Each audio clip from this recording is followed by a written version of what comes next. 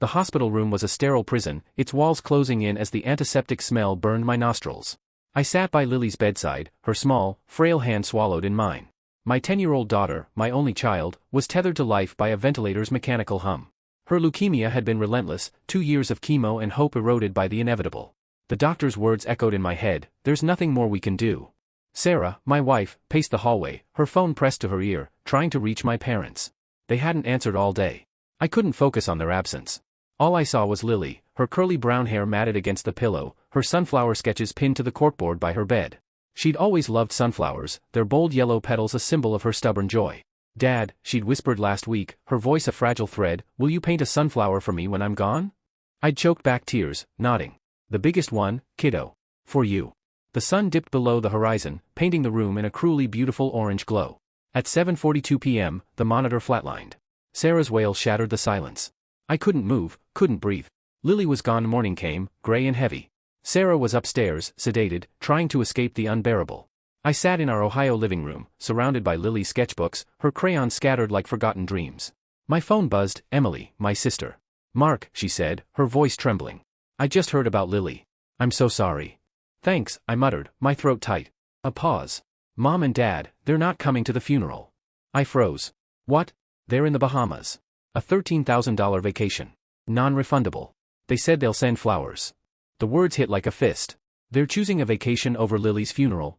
"They're with me," Emily admitted. "I didn't know about Lily until yesterday. I'm flying back tomorrow, I swear." I hung up, my hands shaking. My parents, Richard and Diane, had always favored Emily, her law degree, her perfect life. But this? Choosing a luxury resort over their granddaughter's funeral? It was a betrayal I couldn't comprehend. The chapel smelled of lilies and grief. Lily's sunflower paintings lined the walls, their vibrant yellows clashing with the mourner's black attire. Sarah clung to me, her sobs muffled against my shoulder. Emily arrived, her eyes guilty, but I couldn't meet her gaze. My parents' absence was a wound as raw as Lily's loss. The priest spoke of eternal peace, but his words felt hollow. I stared at the small white casket, imagining Lily's stuffed rabbit still on her pillow at home. Neighbors offered condolences, their voices a blur. I nodded, numb, while my anger simmered. After the service, Emily approached. "Mark, I should have made them come." "You shouldn't have to," I snapped. She was their granddaughter. She looked away. "They've changed. It's all about their dream life now, cruises, resorts. They're obsessed." I walked away, the weight of their choice crushing me. The weeks after Lily's death were a fog of pain. Our house in suburban Ohio felt like a museum of loss. Sarah threw herself into her accounting job, working late to avoid Lily's room. I couldn't stay away. I'd sit on her bed, surrounded by her stuffed animals, her sunflower-patterned curtains, her half-finished sketches. I started painting sunflowers, each stroke a desperate attempt to keep her close. The canvases piled up, a gallery of grief. I couldn't stop thinking about my parents. They'd called a month after the funeral, their voices breezy, as if Lily's death was a minor inconvenience. "Mark," my mother said, "we're so sorry we couldn't make it. The trip was planned months ago, you know." I gripped the phone, my knuckles white. "You couldn't make it? She was your granddaughter." My father chimed in, his tone defensive. "We sent flowers. Did you get them?" "Yeah," I said, my voice ice. "They were beautiful. Lily would have loved them." Silence. "We'll visit soon," Mom said. "Maybe next month." "Don't bother." I hung up, my chest tight with rage. Sarah found me that night, staring at a canvas smeared with yellow and green. "You okay?" she asked, her voice soft. "No," I admitted. "I keep seeing her, Sarah. Every time I close my eyes, she's there, asking for a story, laughing. And my voice broke. They didn't even show up." She sat beside me, her hand on mine. "We'll get through this. For Lily." But getting through it felt impossible. I started avoiding family gatherings, ignoring Emily's calls. My parents sent a card with a photo of them on a beach, smiling like nothing was wrong. I tore it up.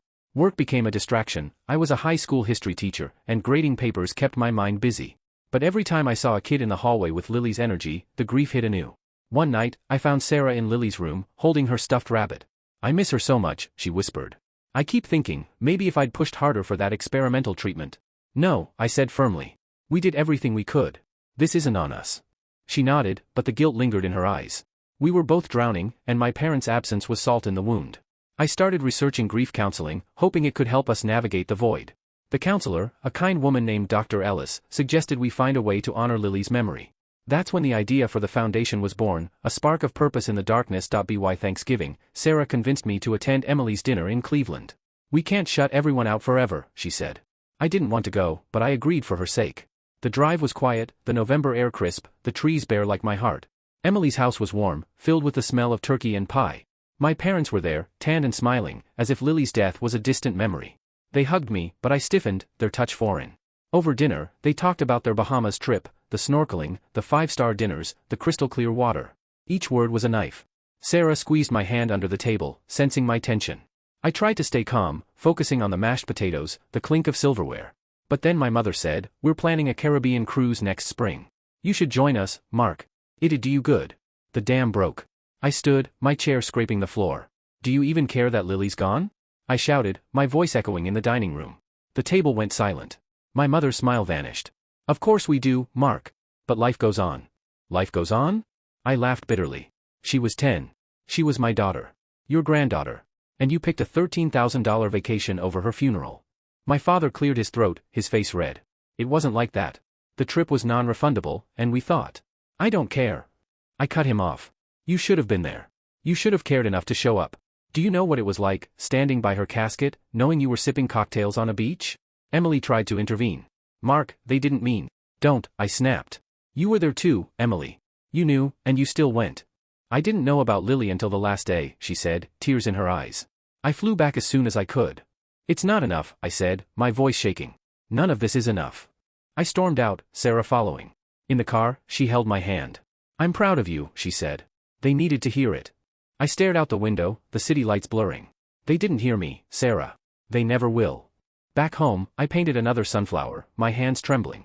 I thought about Dr. Ellis's advice, channel the pain into something meaningful. The foundation idea grew stronger. We'd call it Lily's Light, funding art programs for kids with cancer.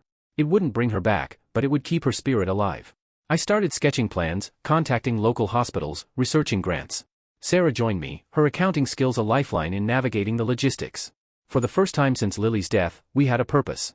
A year after Lily's death, Lily's Light was born. We launched our first art workshop at the children's hospital where Lily had been treated. The room was filled with kids, some bald, some tethered to IVs, all painting sunflowers with bright, messy strokes. Sarah and I moved between them, offering encouragement, our hearts aching but full.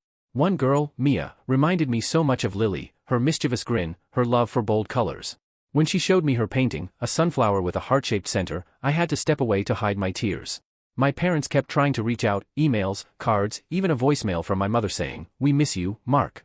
Let's talk." I didn't respond. Emily visited often, helping with the foundation, trying to mend the rift. "They're sorry," she said once, handing me a coffee. "They just don't know how to show it." "They had their chance," I said, my voice flat. "They chose a vacation." She sighed. "They're not perfect, Mark. They're selfish, yeah, but they're hurting too." I didn't care. My focus was Lily's Light. We expanded to 3 hospitals, hiring art therapists, securing donations. At every event, we painted sunflowers, a tribute to Lily's love. The kids' laughter, their resilience, was a balm for our wounds. Sarah started smiling again, small moments of light breaking through her grief. One spring evening, I finished the biggest sunflower painting yet, a 6-foot canvas bursting with yellow and green. I hung it in Lily's room, next to her bed, her stuffed rabbit still on the pillow. "For you, kiddo," I whispered, my voice thick. Sarah found me there, her arms wrapping around me. "She'd love it," she said. "I know," I replied, leaning into her. I just wish they'd cared enough to see her. The grief was still there, a constant shadow, but it had changed. It wasn't just pain anymore, it was purpose, love, memory. My parents' choice would always sting, a scar that wouldn't fade. But it didn't define us. Lily did. Her laughter, her art, her light, they lived on in every sunflower we painted, every child we helped, every step we took forward.